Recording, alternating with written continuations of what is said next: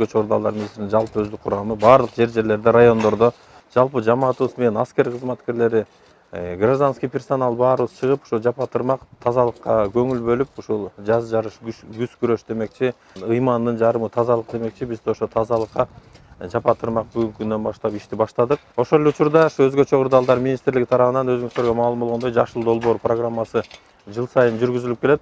Ошол программанын алкагында быйылкы жылга 60 000 көчөт отургузуу пландаштырылган.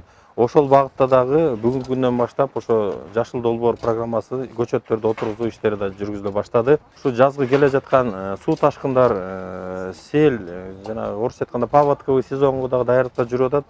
Бардык республиканын аймактарында ошо жергиликтүү бийликтер менен, элдин жардамы менен, биздин өздүк курамдын жардамы менен ошо арыктарды, дренаждарды тазалоо иштери да жүргүзүлө баштады.